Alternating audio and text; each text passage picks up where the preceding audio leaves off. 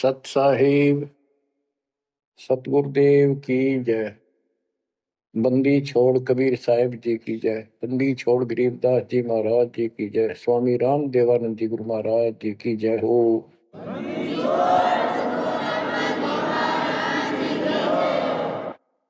सर्व संतों की जय, सर्व भक्तों की जय, धर्मी पुरुषों की जय।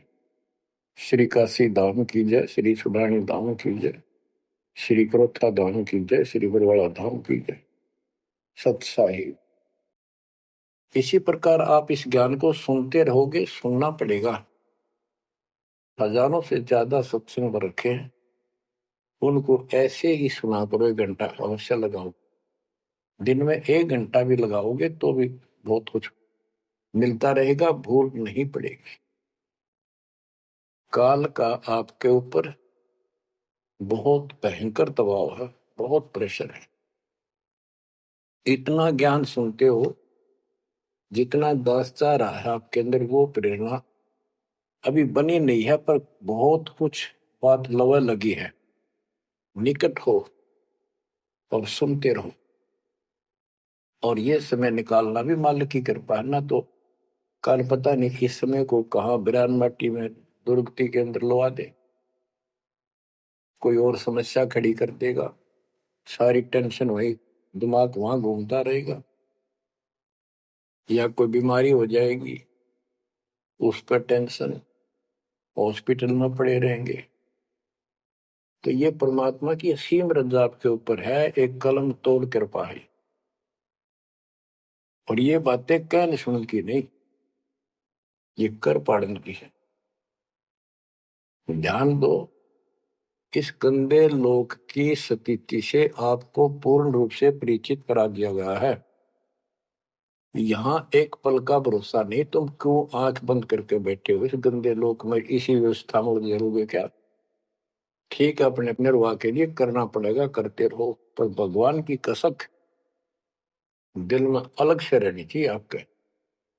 एवं नहीं सुना दिया, तुमने सुन लिया, थोड़े बहुत मंत्र कर लिए, सुबह दोपहर शाम की आरती कर ली, अच्छी बात है, लेकिन यह कसक पैदा नहीं हुई तो बात फिर अधूरी रह जाएगी। आप क्या बताते हैं? गरीब दरस परस नहीं अंतरा, रूमी वस्त्र बीच, पारस लोहा एक डग, पलटे नहीं अभीच। उदाहरण देते हैं कि जैसे कई भक्त ऊपर से इतने परम भगत दिखाई देते हैं और गुरु जी के कतीजा में बहुत निकट और अच्छी आस्था वाले हैं, लेकिन इससे बात बनेगा नहीं जब तक दिल से नहीं चाहोगे गुरुदेव को और मालिक को। एक उदाहरण दिया है कि दरस परस नहीं अंतरा, रूमी वस्त्र बीच। पारस एक पत्थर होता है, लोहे को टच करते ही सोना बना देता है, चाहे से छूते ही। और कहते हैं लोहे और पारस साथ साथ रखे हैं। यदि एक रूमी वस्त्र बाल जितना पतला कपड़ा, यदि इतना भी बीच में गैप रह गया, पारस पत्थर और लोहे के, कितने दिन रखा रहो, उसमें कोई चेंज नहीं होगा, कोई परिवर्तन नहीं होगा। इसी प्रकार अपने गुरु और भगवान के प्रति जब तक आपकी आस्था कति दिल से नहीं जुड़ेगी, बिल्कुल दिल से, वो कसक आपको अपने आप महसूस होगी कि इस संसार में आपका कोई नहीं है। जितना भी परिवार रिश्तेदारी है, ये हमारे संस्कार पूर्व जन्म के लेन देन, ये ऋण उलझा पड़ा है। इस ऋण को भी अब दाता आसानी से सुलझाएगा, आपको पता भी नहीं लगने देगा। आपके संस्कार चेंज करेगा, आपके संस्कार बदल देगा, करेगा उसके जो दिल से जुड़ जाएगा। तन मन धन, मन कर्म वचन से मालिक पे समर्पित हो जाएगा। आपको प्रमाण देता हूं। जैसे बेटा है, बेटी है, ये हमारे कुछ पिछले संस्कार कोई ऋण है। जैसे आजकल बेटी का विवाह करना पड़ता है, कितना खर्च होता है। आपको बताता हूँ, एक व्यक्ति कह रहा था, मैंने बोला मेरा 3 कन्या होगी और हमारे यहाँ तो बहुत खर्च करते हैं, ब्याह पता खर्च करें करें 10-20 लाख तो कम से कम है। और फिर लड़की के बालक हुए तो अपने घर बुलाते हैं, माँ के घर, और उसके ऊपर फिर कम से कम 10 लाख रुपए यो खर्चा और होता, यो एक ब्याह और होता हमारे यहाँ। ये ऐसी परंपराएं हमने आप सिर पर रखी है। और भी दूसरे समाजों में देख लो, बहुत खर्चे होते हैं, और लड़की को हमने अपने आप बोझ बना रखा है। बच्चों, अब परमात्मा ने कैसी कृपा की है, दास ने मालिक का आदेश और गुण अवगुण सारे क्लियर कर दिए कि भाई ऐसा करने से ऐसा हानि, ये करने से ऐसे लाभ। अब जैसे उदाहरण दिया आपको बच्चों का विवाह करने के लिए, श्री देवी पुराण के अंदर लिखा है कि देवी ने अपने तीनों पुत्रों की शादी ऐसे सिंपल वे से की, वचन से। 3 पुत्री उत्पन्न की, 3 वो पुत्र पहले हो रहे थे, वो वचन से पैदा की, वो अपने संसारी क्रिया से पैदा किए थे। और तीनों को बुला बुला के कह दिया, ले बेटा यह तेरी पत्नी, ये तो उसका पति, जाओ अपना घर बसाओ। ना कोई बराती था, ना कोई बाती था, ना कोई कढ़ाई चढ़ाई, ना बाजे बजाए। ये बाद की बकवाद शुरू कर दी, संस्कार ऐसे जोड़ दिए जाते हैं। तो अब हम इसी तरह कर रहे हैं, और पता नहीं कई हजार बेटियों का विवाह ऐसे सिंपल वे से कर दिया। ये संस्कार बदल गए, ये लेन देन कर्ज मालिक ने कलम से काट दिया। और आप बच्चों ने भी इस बात को एहसास कर लिया कि सचमुच ये व्यर्थ की बकवाद है। एक पवित्र नाते को, बेटी को गऊ के साथ धन है बेटी, माँ बाप के रहेगी वहां कमावे, आगे जाएगी वहां उसको ऐसे सारे ताने का रखा कुछ दिन तो, और कभी ना नहीं करती। तो ऐसी पवित्र आत्मा को अपने लेन देन कर्ज के कारण हमने दुश्मन बना रखी थी, पेट में मारने लगे गर्भ के अंदर। अब बेटी बोझ नहीं, परमात्मा की कृपा से तो ये संस्कार बदल गए। ये कलम से काट दिए दाता ने, वो लेन देन खत्म कर दिया आपने। अब हम भक्ति करेंगे। अब भी जो लोग भक्ति नहीं करेंगे, इन बकवादा में रहेंगे, मालिक ने इतने हल्के कर दिए, तो उनको भगवान कैसे पसंद करेगा। तो बच्चों, अब इस समय को संभालो और इस परमात्मा की समर्थता से परिचित हो जाओ। इस गंदे लोक ने अच्छी तरह समझ लो, यहां तुम नहीं रह पाओगे। और एक अंदर कसक बनाए रखो नारी कि ठीक है, जब तक यहाँ है वो परिवार में रल मिलकर रहो, और सब ना अपने मालिक की बातों में ओ जाकर रखो, और गप्पे कम मारो। और गप्पे मारने की बकवाद बेमतलब की है, अपना जब टाइम लगा मालिक की चर्चा शुरू करते हैं।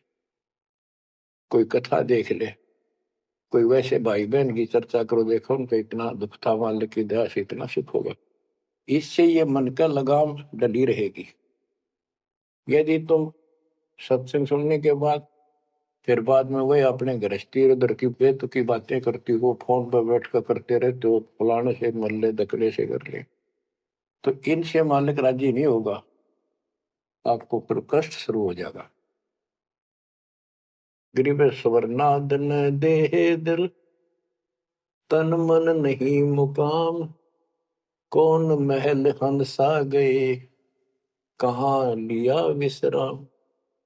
गरीब 4 मुक्ति बैकुंठ बट, सपत पुरी सैलान, आगे धाम कबीर का हंस न पावे जान। अब क्या बताते हैं कि ये जैसे चार मुक्ति, बैकुंठ, शपथपुरी, ब्रह्मलोक, काल का 21 ब्रह्मांड का क्षेत्र लोक, अक्षर पुरुष का सातसंग ब्रह्मांड का लोक, इन सब से परे कबीर भगवान का स्थान है। गिरिव चार मुक्ति बैकुंठ बट, सप्तपुरी शैलान, आगे धाम कबीर का हंस न पावे जान। के वहां सामान्य साधना से या काल तक की भक्ति से वहां नहीं पहुंचा जा सकता। उसके लिए क्या बताते हैं, इस परम पिता परमात्मा की शरण माना होगा, कबीर साहब की शरण। ग्रीव काया काशी मन मगहर, दोहों के मद कबीर, काशी तज मगहर गया पाया नहीं शरीर। ग्रीव काया काशी मन मगर, अर्श कुर्स बीच मुकाम, जहां दुलहदी घर किया आदि अंत विश्राम। बच्चों, परमात्मा कहते हैं कि वो दुल्हा सतलोक में निवास करता है और वहां जाने के लिए आपको पूर्ण गुरु की आवश्यकता पड़ती है और अपने मन का दोष दूर करना होगा।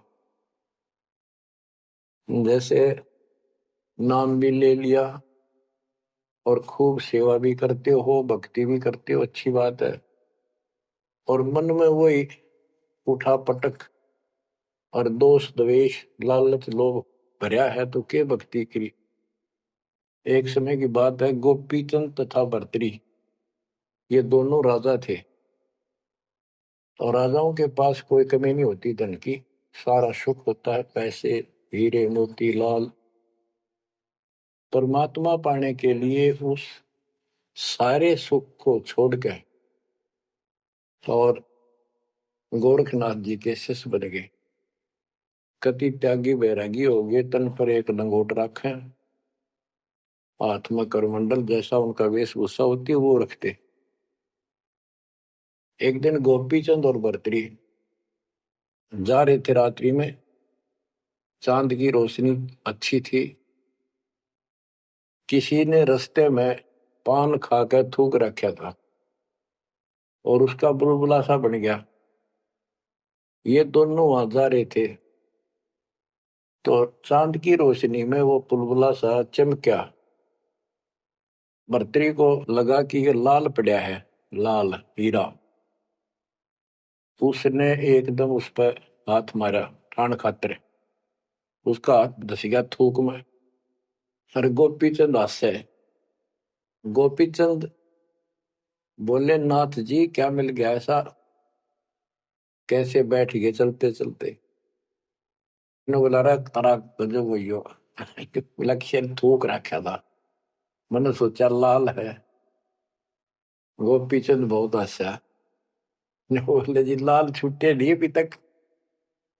बोला भाई ये मन बड़ा निकम्मा है, मैंने सोची अब ठालिया डपड़ा पड़ा के काम होगा कि तो भंडारे कराएंगे खर्च कर देंगे। तो बोले ठीक है। तो गरीबदास जी कहते हैं,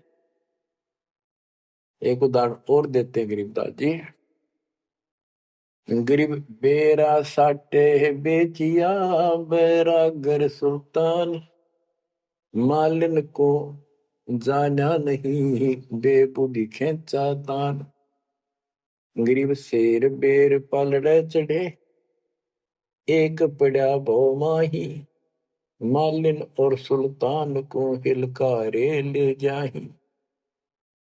2.5 लाख की पावड़ी, एक पैसे का बेर, देख अदब सुल्तान को कैसी डारी मेर।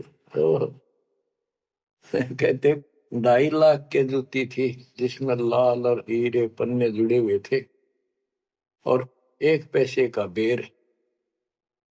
यानी मालन ने कहा कि बेर जो है 2.5 आने का शेर दूंगी, 2 आने के शेर। भूख लग रही थी सुल्तान को, जब घर छोड़ कर चला और सब त्याग दिए थे, कंबल लपेट रखी थी साल सा शरीर पर, और जूती पहन रहा था वो कीमती। भूखा मरे था तो उसने कहा मैंने बेर दे दे, या दोनों जूती रख ले, ये 2.5 लाख कीमत है। वो 2 अन्य के बेर, एक शेर तुलवा ली और जूती धर दी। तोलते समय एक बेर पालड़े से नीचे गिर गया तराजू से। सुल्तान ने उठाया फटदेश और मालन ने उसके ऊपर हाथ रख लिया कि मेरा है। सुल्तान का मेरा। परमात्मा कहते हैं यू देखा अदम सुल्तान ने कैसे छोड़ी मेरे, यानी के लालच छोड़ा। अरे लालच तो नौका नो दिन बैठा तू तो अंदर मन में वो बकवाद बता। ये नहीं विचार किया 2.5 लाख की पावड़ी जुत्ती डाल दी एक पीछे के बेर को ऊपर, क्यों बकवाद कर रहे हैं। तो ये सारी दोष आपान निकालना पड़ेगा, इतनी ऊंचा उठाना पड़ेगा अपनी बुद्धि को। संसारिक लोगों की तो वृत्ति ऐसी होती है, पर सब कुछ त्याग के तो परमात्मा कहते हैं उसका एक लगा थप्पड़ असली रूप में आ गए। बोला भले आदमी के राज त्याग गया तने, तो राज अंदर ही लिए कर रहा है। अपनी भूल का एहसास हुआ, महाराज बहुत नीच सही मन, देख कितनी बकवाद भरी है, बहुत बड़ी गलती होगी, दया करो। तो बच्चों इस प्रकार आपने भी थोड़ा सा ऊंचा उठना पड़ेगा। परमात्मा के लिए छोटी मोटी बातों पर अड़ंगा नहीं अड़ाना चाहिए। संसारी लोगों की रीति किसी हो, पर अपनी धर्म नीति को आगे रखे, उसके कारण आप ऊपर उठ जाओगे। गरीब 9 लाख नानक नाद में 10 लाख गोरख तीरे, लाख दत्त संगी सदा चरणों चरत कबीर। गरीब 9 लाख नानक नाद में 10 लाख गोरख पास, अनंत संत पद में मिले कोटि तेरे रविदास। गरीब रामानंद से लक्ष गुरु त्यारे शिष के भाई, चेलों की गिनती नहीं पद में रहे समाये। गरीब खोजी खालिक को मिले ज्ञानी के उपदेश, सतगुरु पीर कबीर हैं सबका हो उपदेश। गरीब दुर्वासा और गरुड़ खे कीना ज्ञान समोद, अरब रामायण मुख कही वाल्मीकि को शोध। परमात्मा जो भी भक्ति पर लगे हुए हैं उन अपने बच्चों को सबको मिलता है। दुर्वासा से मिले, गरुड़ से मिले, काकभूषण से मिले, शिव जी से मिले, विष्णु जी से मिले, ब्रह्मा जी से मिले, सबको मिलते हैं। देवी जी से मिले, ये नहीं छोड़ते किसी को। हमारी बुद्धि काल में कति घुमा रखी है, ये बात हमारा समझ में आइए को नहीं। अब क्या बताते हैं कि वाल्मीकि के रूप में पांडवों की अश्वमेघ यज्ञ में परमात्मा ने कैसा कमाल किया। गरीब फिर पांडवों की यज्ञ में शंख पचायन टेर, 12 कोटि पंडित जहां पड़ी सबन की मेर। गरीब फिर पांडवों की यज्ञ में शंख पचायन टेर, 12 कोटि पंडित जहां पड़ी सबन की मेर। यानी सब की मरोड़ निकल गई जब पांडवों के अश्वमेघ यज्ञ में परमात्मा ने सुपत रूप में वाल्मीकि रूप में जाकर शंख बजाया। उसमें 12 करोड़ पंडित बैठे थे। गरीब 33 कोटि यज्ञ में आए 88 सारे, 12 कोटि वेद के वक्ता सुपच का शंख बजारे। होए होए। कहते पांडवों की यज्ञ में 33 करोड़ देवता, 88,000 ऋषि और 12 करोड़ वेद के कंठ से याद करने वाले, डेली पढ़ने वाले पंडित। वह उनसे वो काम सिद्ध नहीं हुआ। और सुपथ उस हरिजन शूद्र वाल्मीकि से वो शंख बजा। यानी ये बताते हैं मनुष्य जीवन प्राप्त करके जाति से कोई लिंक नहीं मौलिक का, ना किसी मजहब धर्म से। वो परमात्मा की भक्ति सच्ची हो, उससे सब कुछ प्राप्त होता है। ग्रीब फिर पंडों की यज्ञ में शंख पंचायन टेर, द्वादश कोटि पंडित जहां पड़ी सबन की मेर। ग्रीव करी कृष्ण भगवान को शरणामृत से प्रीत, शंख पंचायन जब बजा लिया द्रौपदी सीत। कहते हैं उस वाल्मीकि के चरण धोके श्री कृष्ण जी ने पिया और द्रौपदी ने पिया, जब जाके शंख बजा। गिरिव द्वादश कोटि पंडित जहां और ब्रह्मा विष्णु महेश, शरण लिए जगदीश को जिसको रटता शेष। गरीबदास जी कह रहे हैं कि 12 करोड़ पंडित थे वहां पर, ब्रह्मा विष्णु महेश, और कृष्ण जी ने उस वाल्मीकि के चरण छुए, शरणामृत पिया। शेष नाग भी जिसकी पूजा करता है, इनका सबका चौंध लाग रही है। शेष नाग भी श्री कृष्ण को भगवान मान रहा है, विष्णु जी को। और अब आपको पता भगवान है कौन? तो जैसे भी जिसको तुम संपूर्ण शक्तिमान बैठे हो, उससे भी काम ना बढ़े। और एक बाल में एक छोटी जाति वाले से, और वो शंख बज गया, अनमोल काम हुआ। अब बच्चों ये विचार करो कि जिनको हम भगवान मानते थे, ये सारा फेल हो गए परमात्मा कबीर जी के सामने। कहते हैं गरीब द्वादश कोटि पंडित जहां और ब्रह्मा विष्णु महेश, शरण लिए जगदीश ने जिसको रटता शेष। गरीब वाल्मीकि के बाल सम नाही तीनों लोक, सुर नर मुनिजन कृष्ण समेत पंडों पाई पोख। बच्चों ये आप महाभारत में भी सुना करते पहले हम खूब, और ये क्या करते प्रश्न तो उठाया करते भाई कृष्ण जी से शंख नहीं बजा, और उस वाल्मीकि सुपर सुदर्शन से कैसे बच गया? तो वो हमारे धर्म गुरु जैसा उत्तर देते हम उन्हें सच्चा मान लिया करते, सत्य है, क्योंकि स्वयं ज्ञान नहीं था। वो कहा करते थे कि सुदर्शन उनका परम भगत था। भगवान भगत को महिमा देते हैं। ये तो ये बात दिमाग में, 33 करोड़ देवता, 88,000 ऋषि, ब्राह्मण 12 करोड़, क्या उनमें उसका कोई भगत नहीं था? श्री कृष्ण ने खा ली रोटी, शिव जी ने खा ली, ब्रह्मा जी ने भोजन पा लिया। ये तो ई वहां बात समझ में, यह कहानी की थी। तो ये तत्व ज्ञान था, ये उड़ जा रखा था। 9 मन सूत, कबीर साहब कहते 9 मन सूत उड़ जिया, ऋषि रहे जखमार, सतगुरु ऐसा सुन जाते उड़ ना दूजी बार। अब ये 9 मन सूत सुलझ गया, अब इस कलयुग मत उलझेगा नहीं।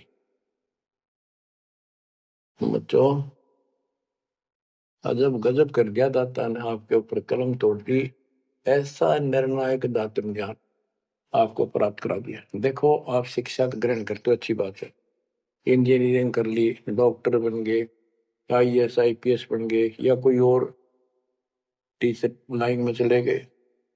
ये तो सिर्फ एक रोजी रोटी का काम है बस, इससे और कोई ज्यादा लाभ नहीं होने का। और ये रोजी रोटी भी सब ना मिलती, पढ़ रहे तो पता नहीं कितने शिक्षा ग्रहण करते हैं बच्चे।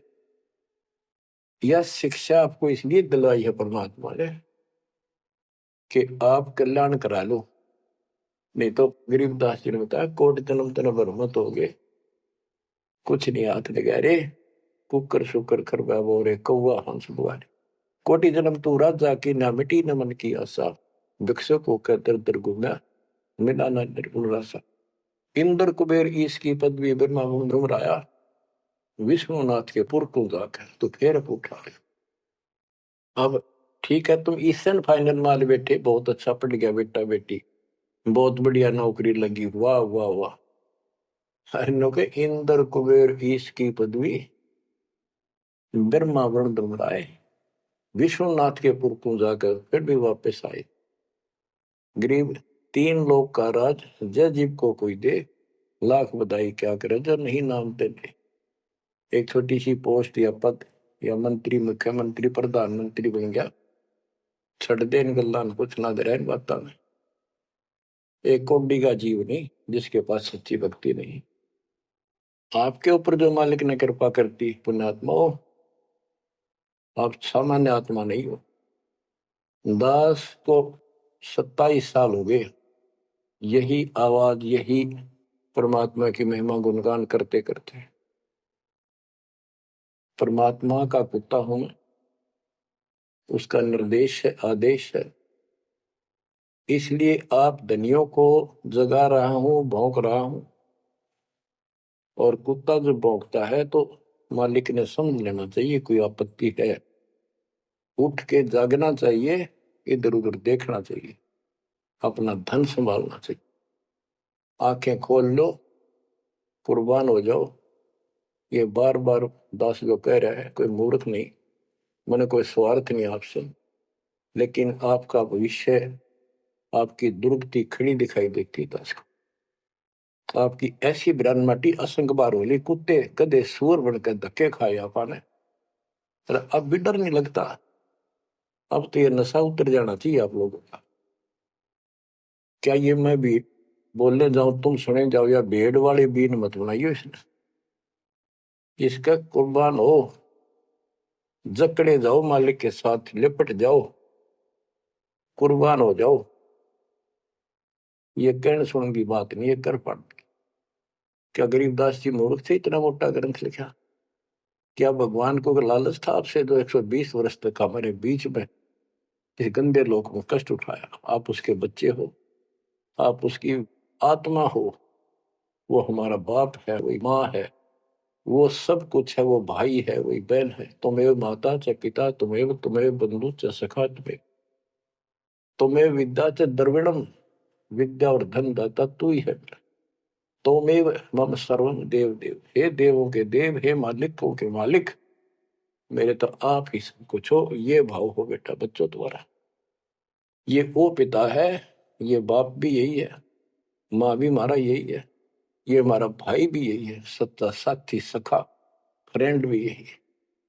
अगर विचार करोगे तो जिनके ऊपर मुंह धोए बैठे हो, जिनके ऊपर तुम सारा मान रहे हो, चाहे आपका प्रधानमंत्री मित्र है, प्रधानमंत्री मर जाता है कि सारा था उसका, खुद मौत होगी कि रक्षा करी उस प्रधानमंत्री ने।